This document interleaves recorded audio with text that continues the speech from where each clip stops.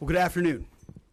I'm honored to stand right here today alongside one of America's finest, Admiral Brad Cooper, Commander of U.S. Central Command. We just had a chance to spend a couple of hours together, better part of 2 hours, going through the entirety of this operation, Operation Epic Fury. And Admiral, I want to thank you for everything you do and your incredible leadership, for your dynamic thinking, the way you're attacking this problem set on every level. In just days of Operation Epic Fury, you and your team have delivered nothing short of devastating, precise strikes, taking out the better part of Iran's Navy, making it combat ineffective, neutralizing missile sites and launchers, and establishing total dominance over the skies we fly over and seas we fly over. Our forces are executing with unmatched skill, and the mission is advancing decisively. This is the kind of no-nonsense, results-driven warfighting that America demands. And you're delivering it in spades. You are the man for this moment. Admiral Cooper, on behalf of the President, the Department of War, and every American watching, I want to thank you for the outstanding job you and Centcom are doing. Keep pressing the fight, and we are with you all the way. A few thoughts before I hand it over to the Admiral for an update.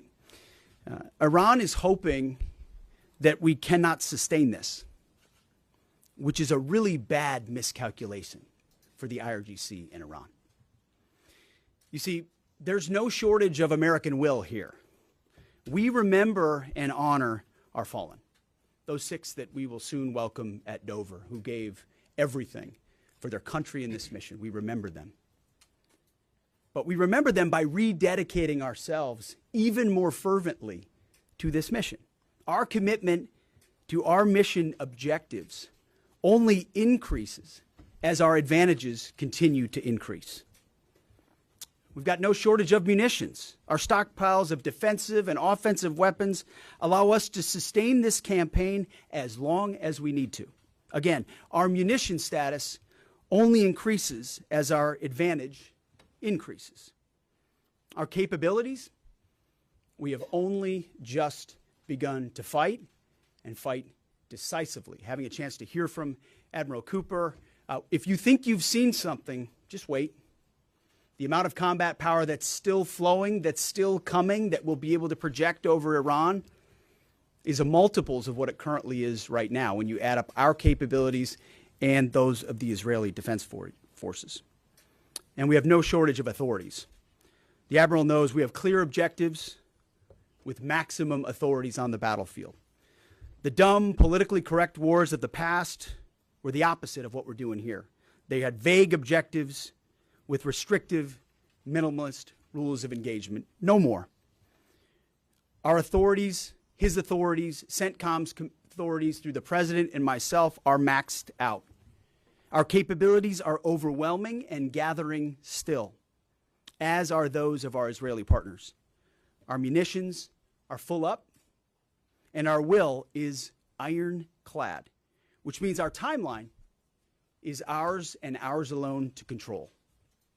As long as it takes to ensure the United States of America achieves these objectives. And as we flow more forces, and as we flow more capabilities, and as our munitions, as we're flying over the top, have even more devastating effects, we set the tempo, we set the timeline, led by the commander on the ground. Our ear is to the ground to listen to Admiral Cooper. What he needs and what he needs, he will get. We are built for this fight, and we are in it to win it. And we have the right commander in the lead. So I'll now hand it over to Admiral Brad Cooper to give you an update right here from Centcom. Admiral. Mr. Secretary, first, thank you very much and good afternoon, and welcome to U.S. Central Command Headquarters, America's Warfighting Headquarters. It's great to be here alongside the Secretary and representing the more than 50,000 men and women in uniform currently executing Operation Epic Fury. So, Mr. Secretary, first, thank you very much for your leadership and support and the very clear vision and objectives that you've given us to allow us to use overwhelming force against the Iranian terrorist regime. And thanks to all of you for attending today, and welcome to Tampa. We are now starting our 6th day of a historic mission to eliminate Iran's ability to threaten Americans. We are, if I could channel my inner Navy officer, we are at full speed ahead in executing orders given by leadership in Washington. The President and Secretary Hegseth have been crystal clear in their expectations, and we are at a high level of execution. As described by the Secretary and earlier this week by me, U.S. combat power is building as Iranian combat power declines. Our air dominance allows us to hit Iran's center of gravity with overwhelming power and reach. A couple of examples. In just the last 72 hours, America's bomber force has struck nearly 200 targets deep inside of Iran, including around Tehran. And in just the last hour, U.S. B-2 bombers dropped dozens of 2,000-pound penetrator bombs targeting deeply buried ballistic missile launchers. Notably, we've also struck Iran's equivalent of Space Command, which degrades their ability to threaten Americans. Then, if I just look back over the last 24 hours of the operation compared to where we were at start, ballistic missile attacks have decreased by 90% since day one. Drone attacks have decreased by 83% since day one. Having said this, we remain vigilant. Our strikes against the Iranian Navy have intensified. You may have heard the President say just a little while ago that we have sunk or destroyed 24 ships. That was true at the moment. We're now up over 30 ships. And in just the last few hours, we hit an Iranian drone carrier ship, roughly the size of a World War II aircraft carrier, and as we speak, it's on fire. The President gave us another task, to raise or level Iran's ballistic missile industrial base. So we're not just hitting what they have, we're destroying their ability to rebuild. And so as we transition to the next phase of this operation, we will systemically dismantle Iran's missile production capability for the future, and that's absolutely in progress. This is going to take some time, but our forces are well supplied, as the Secretary said, and we are absolutely ready to prosecute this mission decisively. Our combined joint forces have relentlessly destroyed Iran's air defenses over the past few days, and they've continued hunting for more systems to kill. Our air defenders are operating at the very top of their game. I couldn't be prouder, shoulder to shoulder with our partners in the region in many cases, providing the most integrated air defense network in Middle East history. We are fighting to win. Through combined U.S. and Israeli combat power, we will continue decimating Iran's ability to project power outside its borders. And if I can just conclude by saying a strong salute to the brave men and women who are out on the pointy edge of this, really doing exceptional work. I just couldn't be prouder, and I know the American people share in that same pride. So thank you very much. Absolutely. And with that, we'll take a few questions. Yeah, right here. Sir, appreciate it. Admiral, I wanted to ask, or Mr. Secretary, the Ukrainian president said today that the U.S. has asked for specific capabilities to deal with Shahid drones, Iranian drones. Can you guys talk about what you asked for, and has there been any surprises from Iranian capabilities that you guys have seen in the past 6 days? Go ahead. We're very familiar with Iranian's capabilities, and as you might imagine, we planned for it right from the outset, and I feel good about what the plan was. Like any good organization, we adjust as necessary to meet the environment, and we've made those appropriate adjustments. Absolutely. Right here. Thanks, Secretary Hegseth. I had two for both of you. One, was an American pilot shot down today in Iraq? And two, I've heard reports that there's enriched uranium stored in Isfahan. Also heard reports that there's not a lot of bombing there. Is that on purpose? Do we believe there's enriched uranium there? And would we ever send special forces to secure it? As Centcom pointed out, that those reports of an F-15 being shot down are false. As you can imagine, Iran is doing everything it can to peddle in lies, deception, and inflation of numbers in reality, mostly to propagandize to their own people. Right? They've shut down the internet. They're hoping they can convince their own population that they're having success. One thing one of their leaders said recently is that 500 Americans have been killed, they claim. These are lies. The lies will continue. Centcom will continue to debunk those lies. So, and as often is the case in conflict, first reports are often wrong. As it pertains to nuclear material and things like that, one of the objectives the President has always said is that Iran will not have a nuclear bomb, nuclear capabilities, but we would never disclose what we will or will not do inside operational plans. So Admiral Cooper's got a plan. We're working that plan, and targets will be struck or not struck according to what we want to achieve. Yeah, right there. Secretary Hegseth, the President said earlier today in an interview that he would like to have a say in who's the next leader of Iran. Is this an expansion of your military objective? Do you view it that way? And additionally, you spoke earlier today about how previous leaders have drawn resources from our hemisphere to the Middle East. Mm-hmm. How do you avoid that? Well, there's no expansion. Ultimately, I think the president's having a heck of a say in who runs Iran, given the ongoing operation we have. So there's no expansion in our objectives. We know exactly what we're trying to achieve. I think today's a great example of what this War Department is capable of doing. I was just in another part of Florida today where we announced, America's counter cartel conference. 18 countries coming together from Central, South America, and the Caribbean, coming together to fight cartels. That is something that is ongoing. We're focused there. We're focused in the Indo-Pacific. We can mass combat power in Centcom. UCOM is able to support that as well. So we know we're laser focused on our hemisphere and our homeland. That's why we locked down the border. That's why we're working with partners to take on cartels. That's why we're sinking drug boats. That's why we're on the offense there. But the beautiful things about combatant commands is that, Brad Cooper's laser focused on Central Command, just like Frank Donovan is laser focused on Southern Command. We can do both. That's what a global power can do.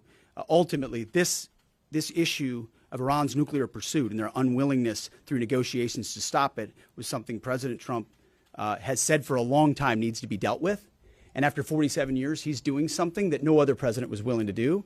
And we're doing it overwhelmingly, and we're doing it decisively, while also in other parts of the globe having the desired effects. I mean, take, for example, what we displayed yesterday, the Iranian ship in the Indian Ocean, sunk by Indo-PACOM, another combatant command, who coordinated with us in order to make that happen. So America's reach is global.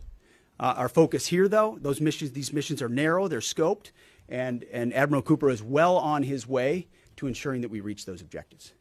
Right here, yes, sir. What condolences the troops killed. The Ukrainians are talking about providing low-cost interceptors, given their experience. Is that something that the Pentagon is looking for? And Admiral Cooper, can you walk us through a little bit about how effective the Lucas drones have been, what kind of targets they've hit, and how much that's helped, given that they're low-cost alternative to a more expensive helium? Go ahead. Sure. I'm not familiar with the particular offer, but interceptors in general. We've had a number of new capabilities being fielded. Obviously, I'm not going to talk about it from an operational perspective of what those are. But I think you have seen over a period of time us kind of get on the other side of this cost curve on drones in general. If I just walk back a couple of years, you remember what you used to always hear, we're shooting down a $50,000 drone with a $2 million missile. These days, we're spending a lot of time shooting down $100,000 drones with $10,000 weapons from ours. So that's one aspect of it. Lucas, indispensable, as many of you know, and if you don't know, this was an original Iranian drone design. We captured it, pulled the guts out, sent it back to America, put a little Made America on it, brought it back here, and we're shooting them at the Iranians. Good targets.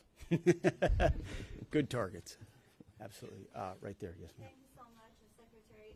President Trump, in his first speech after the launch of the Operation Epic Fury, he addressed Iranian people and he said that there is going to be a time for you to come out, but it's not now. Stay home. It's not safe. I want to know if there is a timeline for that you're going to urge Iranian people to come out, how that is going to play out, and how are you going to protect the protesters? You know that they're going to be shot probably, as we witnessed in January. That's what happened. How are you going to protect and support the protesters? And Admiral, I have one question for you. How are you going to minimize the civilian harms? We have a lot of evidence that the Basij units, IRGC commanders, they are now gathering in schools, in hospitals, in purely residential areas because their headquarters are bombarded, they are ruined, of course. So how are you going to protect the civilians while you're attacking the IRGC people hard? Thank you. I would just say on the protests, obviously the Iranian people showed a lot of courage in those protests, and we saw the Iranian regime was revealed for what it is in the way they reacted to that. The world saw that. No one's done more than President Trump to reopen the opportunity for those who want a free Iran to do so. Ultimately, it's common sense, as he said up front. Don't go out and protest while bombs are dropping inside Tehran and elsewhere. So there will come a moment where he determines, or they determine, that it's the time to seize that advantage. But there's a lot of things we're doing and the Israeli military is doing targeting those individuals who are targeting those who protest. The more you do that and you erode their will and you erode their capabilities, the more you create an opportunity for people to boldly stand up. Yeah, I would just reinforce the point. We're targeting the people. We're targeting the headquarters and the people who are targeting the protesters, first and foremost. I'd also just double down on the president's comments that he previously made to the people. Stay in your homes, keep things calm, stay out of the way. There's a lot of U.S. and Israeli capacity coming over. We're hitting a lot of targets. The best thing for them to do for right now is just to lay low. Right here. Thank you, Mr. Secretary. One common outcome of American military action in the past has been taking in thousands of refugees into the American homeland, and I'm wondering if there's any safeguards put in place to make sure that the American people aren't having to have another wave of refugees from the Middle East or anywhere else come and stay here. I think it's safe to say there's no plan for a wave of new Middle Eastern refugees to the United States of America. I think, as the president has pointed out for a long time, there are a lot of countries in the region who would be capable of providing that kind of support if need be, but that's certainly not something we're planning on. Yep, back there. Yep. Yes, sir. Michael in Washington Times. I wanted to ask, I know semper gumby is always a truism in the military. Did the British decision to refuse Diego Garcia have any impact on the mission itself? Did you have to adjust, or were you able to just completely, go with the mission without any worries? Well, as the president stated, it was unfortunate that that the Brits didn't, from day one, say, "Hey, go ahead and have access," but we got there. We got there, and that's now part of the way that we're operationalizing bomber runs. And that's part of when we say more to come, it's more fighter squadrons, it's more capabilities, it's more defensive capabilities, and it's more bomber pulses more frequently. The amount of firepower over Iran and over Tehran is about to surge dramatically. And part of it is that we're going to have even more basing. And it's not just the UK. We've had other friends step up, and we're grateful for that. Maybe one more right here. Yeah, the Azeri president earlier today basically authorized his Minister of Defense to begin preparing troops for some type of retaliatory action after the airport strike. As the Department of War and Centcom is working on deconflicting with the Azeri if they were to move in or attempt something in retaliation. I'm sure there are plans, and I'll let the Admiral speak to that. But that does allow me to kind of address this idea that the war might be expanding, or there's chaos, and nothing could be further from the truth. If anything, what Iran is doing by targeting allied countries that would otherwise want to stay out of this, they've actually pulled them into the American orbit. So now you've got UAE and Qatar and Bahrain and Saudi and Kuwait and others saying, "Hey, we're with you. We'll shoot with you. We'll fly with you. We'll defend with you. We'll allow you more basing and other opportunities," a lot of which we can't talk about and won't talk about. But it's actually firming up the unity of the resistance in order to focus exactly where we need to. So this idea that it's expanding or going, no, it's actually simplifying in a number of ways exactly what we need to achieve and how we'll achieve it. I don't know if you anything you want to add to that. I won't get ahead of policy in terms of what we might do. What I will point out is this is now the 12th country that Iran has attacked. 12 countries, and it goes right back to the Secretary's point. Those 12 countries are none too happy, and I look forward to working with all the partners who are willing to join us in this. And I would just close by saying, Mr. Secretary, one more question. Sure. What is your message to Americans who are concerned about security here at home with the change-up that we're going to see at the Department of Homeland Security? Well, I think Kristi Noem did an excellent job over there securing our border and keeping us focused on threats, and the President making a change. We all serve at the pleasure of the President. I'm sure Mark Wayne Mullen will do a fantastic job. He's been a friend of mine for a long time. But Kristi did a great job setting us up for success. So I don't have any concerns about whether or not the homeland will be covered down on.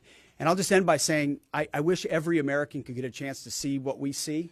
I had a chance to go into the control room, into the Tactical Operations Center, go see these young men and women that are doing this, the dedication that they show at every level, the way they've refined their craft. I was talking to a young colonel who's iterating on how we target, and how we find and fix different aspects of what the Iranians are trying to do. If they don't know what they're up against, and if they think they've got it solved for, they're wrong. And ultimately, the combination of our ingenuity, the skill, the professionalism, the discipline, and then the sheer weight of the capabilities of the U.S. military, what you're going to see may look routine. It may start to be like, oh, another boat. Oh, another launcher. Oh, another drone facility.